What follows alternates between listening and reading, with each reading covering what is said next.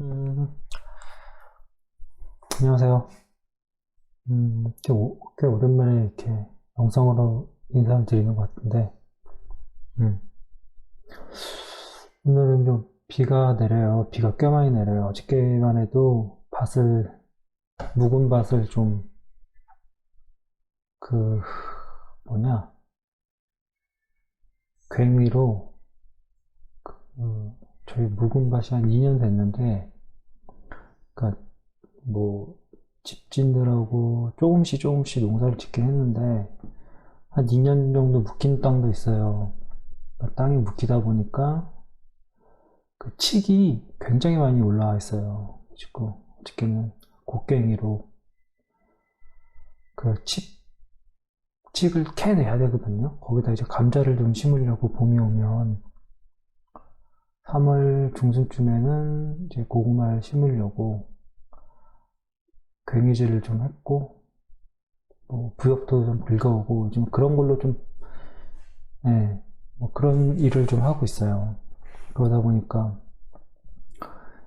유튜브 편집을 해서 올려야 되는데, 음, 의외로 또 시간도 좀 많이 걸리고, 그래서 뭐 이래저래 좀 자주 못 올리네요. 일주일에 한 번, 가급적이면 한 번 이상은 올리고 싶은데, 올려야 되는데, 음, 이게 그렇게 넉넉하지도 않네요. 의외로. 자막 넣고, 뭐, 이렇게 하다 보면, 하여튼, 자주 올리도록 할게요. 제가 올리는 영상들은, 기본적인 전제가, 음, 제가 좀 이렇게 자세하게 설명을 드리지 못하는데, 그거는 뭐, 제가 아는 게 짧고 경험이 일천하다 보니까 뭐 그거를 뭐 당연하겠죠. 그거를 뭐 제가 뭘 안다고 이게 맞다 그러다 할 수 있겠어요. 제 경험을 말씀드린 거니까 폭이 굉장히 좁죠. 경험에서 뭐 이렇게 해보니까 좋았더라, 좋더라 라는 거 정도니까 좀 이렇게 자세하거나 그렇게 설명은 앞으로도 그렇게는 드리지는 않을 거예요. 왜냐면 그런 거 찾아보면 너무나 전문으로 하시는 분들의 레퍼런스가 너무나 많기 때문에 굳이 저같이 쥐뿔도 모르는 사람이 함부로 뭐 이렇게 말씀드릴 건 아니라고 생각이 들기 때문에 앞으로도 그렇게 될 거고, 오늘은 음, 계절에 대한 말씀을 드리고 싶어요. 왜냐면 저는 4개월을, 아니, 그러니까 4계절을 다 겪어봤거든요. 집을 지으면서. 그걸 2번을 했으니까 어떤 계절이 집 짓기에 제일 좋을까라고 한다면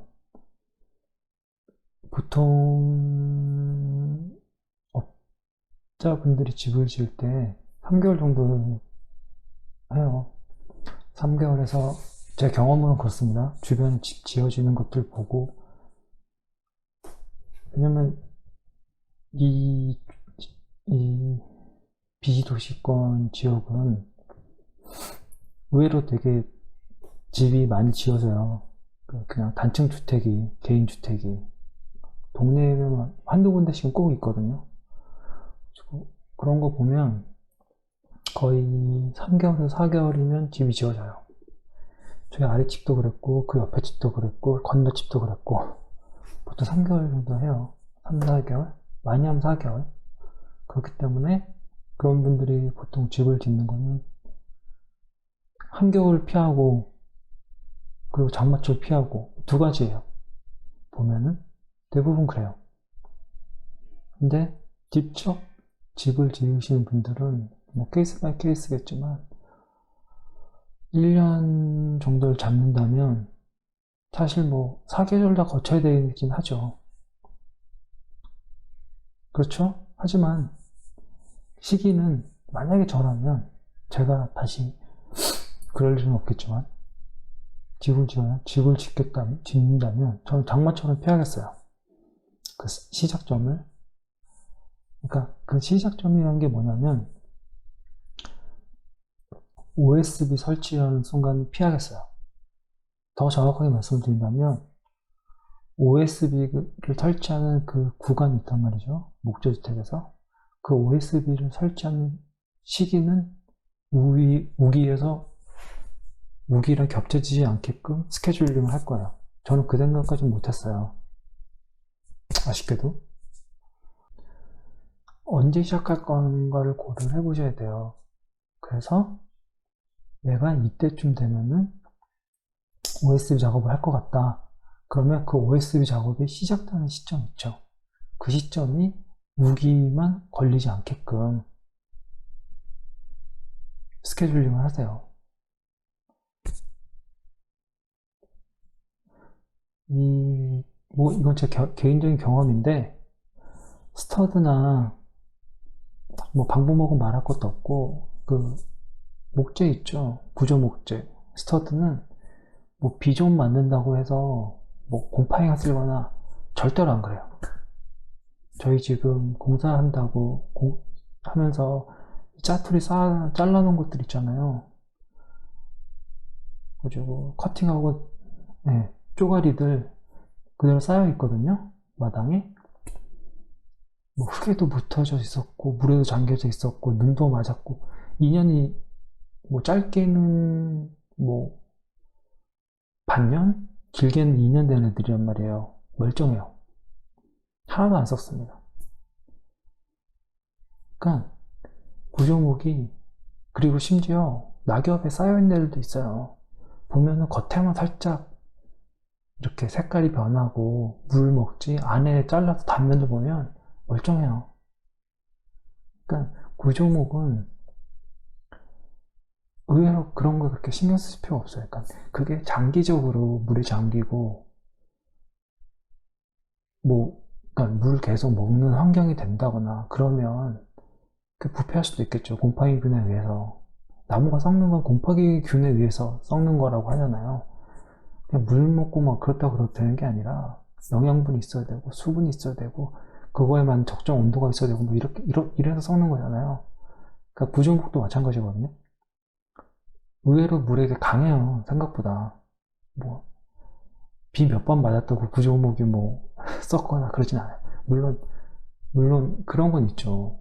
여름철 같은 경우는 습도가 높아지기 때문에 청태라는 게 생겨요.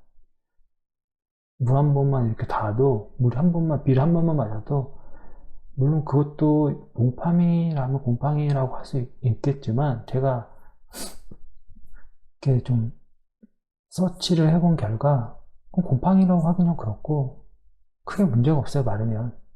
청태라고 해가지고 색깔이 포릇포릇하게 변해요. 비를 맞으면 나무가.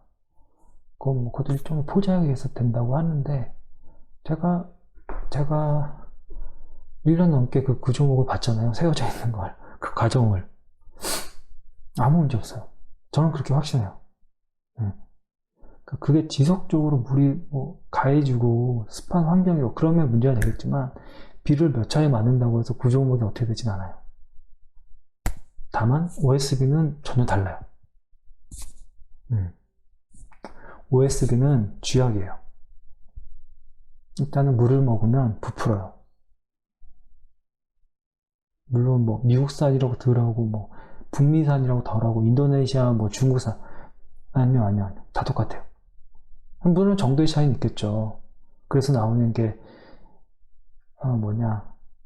EPS, ESP, EPS인가? 있어요. 그런 것도 있긴 하지만 OSB는 물을 먹습니다. 그리고 부풀어요. 부풀고 마르는 것도 굉장히 오래 걸려요.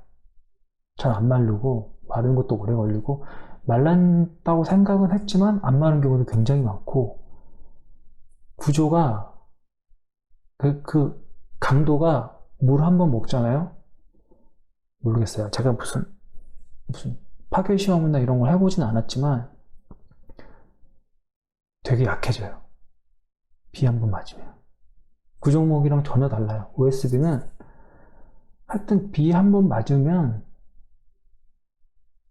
이렇게 육안으로 봐도 비 한 번 맞으면 부풀어오는 게 보이고 물을 먹으면 그리고 그게 다 말랐다고 해도 부풀었다가 다시 원상복구되는 것 같진 않아요. 네, 원상복구되는 것 같진 않고 약간 부풀어 있다고 해야 되나? 조직이? 그리고 네, 그리고 습할 때는 OSB는 거기에 곰팡이가 생겨요. 네, 제 경험이에요, 이건. 그래서 OSB 작업은 가급적이면 비를 맞추지 마세요. 굉장히, 왜냐면 이제 제 작업도 조만간 물 뿜기 끝나면 이제, 아직 멀었구나. 이거는 좀 이제 봄이 다가오기 때문에 혹시라도 이제 건축을 시작하시는 분이 계실 것 같아서, 그래서 계실 것 같아서 좀 말씀을 드리는 건데, OSB는, 왜냐면 아직 제가 어드벤 그런 작업하려면 한참 남았거든요. 영상 편집하고 그러려면. 몇 분 안 계셔서 뭐, 크게 의미는 없긴 하겠지만, 혹시라도, 다시 한번 말씀드리지만, OSB 작업은 그 장마철이나 우기는 피하세요. 저희는 구조목 작업할 때도, 프레임 작업할 때 비 안 맞히려고 비닐 사다가 막 덮고 막 생쇼를 했거든요. 정말 눈물 없이는 설명을 못 드립니다. 그 과정도. 그래가지고, 구조목 전체를 비닐로 씌우면 어떻게 될까요? 빗물이 고이잖아요. 그럼 흐르잖아요. 처지잖아요. 빗물이 고이면 비닐 찢어지고, 그러니까.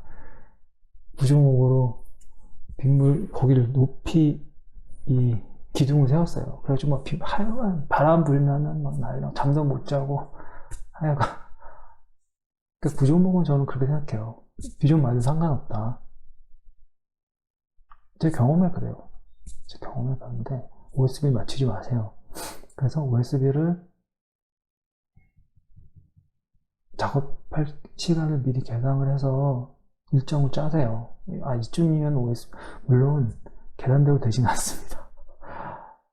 절대로 안 되는데 네, 꼼꼼하면 어쩔 수가 없어요. 그래도 좀 감안을 해서 작업을 하세요. 그리고 제가 한 가지 더 미리 이렇게 말씀을 드리는 건데, 팁을 드리자면,